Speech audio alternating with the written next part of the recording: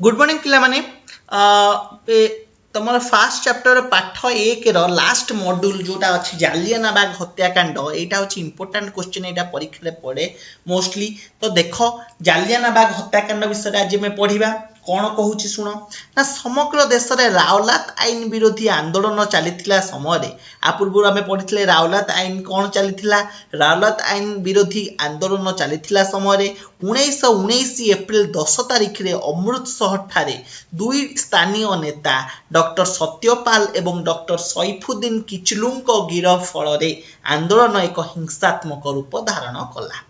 जनप्रिय नेता द्वयों गिरफ्र प्रतिवाद करने तथा बैशाखी उत्सव पालन करने अमृतसर जालियाना बाग ठारे 1919 एप्रिल 13 तारिख में बहुत संख्यक लोक एक साधारण सभा एकत्र होइथिले।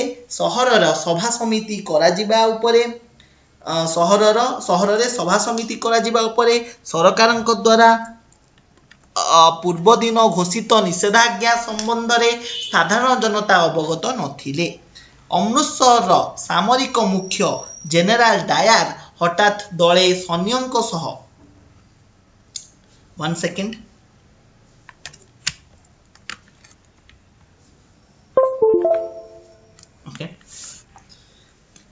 सो कौन कौन सॉरी अमृतसर जालियाना बाग ठारे 1919 एप्रिल 13 तारिख में बहुत संख्यक लोक एक साधारण सभा एकत्र होइथिले। सहर रे सभा समिति कराजिबा उपरे सरकारंकर पूर्व दिन घोषित निषेधाज्ञा संबंध में साधारण जनता अवगत नथिले। अमृतसर सामरिक मुख्य जेनेराल डायर हठात दले सैन्यों सह सभास्थल में पहुंची बिला शर्तरे सूचना निरस्त्र और निरीह लोक को गुली वर्षण करते। जालियाना बाग एकमात्र प्रवेश तथा प्रस्थान पथ सैन्य द्वारा आबद्ध होइथिबारु लोक माने बाहर को जाई पारले नाही। फल अनेक लोक प्राण हराइथिले और आहत होइथिले। सरकारी हिसाब अनुसार मृतकों संख्या 379 और आहतों संख्या 1200 होइथिला बेले गांधीजी निर्देश होइथिबा तदंत अनुसार यही संख्या यथाक्रमे 1200 और 3600 थिला। यही घटनाटी जालियाना बाग हत्याकांड भाव में ख्यात होइथिला। बुझिपाइल जेनेराल डायर कौन करथिले दले सैन्यों सह सभास्थल में पहुंची बिना शर्त सूचना निरस्त्र लोक गुली वर्षण करथिले जोथिरे कि मरीथिले केते जण 1200 जण मरीथिले एवं 3600 जण आहत होइथिले। ताहाको कुहा जाय कोन ना जालियाना बाग हत्याकांड नाम रे प्रसिद्ध हला।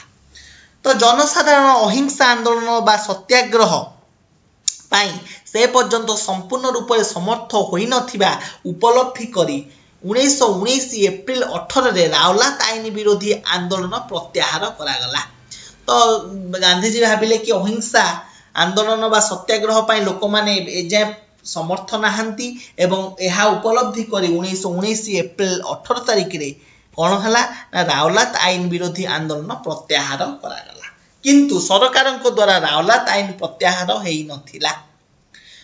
गांधीजी यही आंदोलन लक्ष्य पूरण दिगरु विफल होइथिले सुधा यह गांधीजी को जड़े बहु प्रतिभा संपन्न सर्वभारतीय नेता भाव में प्रतिष्ठित करिपारिथिला। जालियाना बाग हत्याकांडर बर्बरोचित कार्य सारा विश्व को चकित करिथिला। अमृतसर घटना पर पंजाब सामरिक आईन घोषित हैला एवं एठाकार जनता अकथनीय अत्याचार सम्मुखीन हेले। यही घटना प्रचारित हेबा परे समग्र देश में आतंकर वातावरण खेलीगला।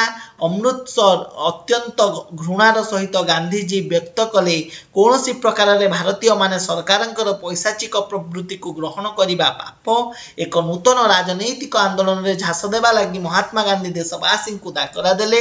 इंग्रेज सरकार बर्बरोचित कार्यर प्रतिवाद स्वरूप विश्वकवि रविंद्रनाथ ठाकुर नाइट पद और गांधीजी काइजर ई हिंद उपाधि त्याग करथिले।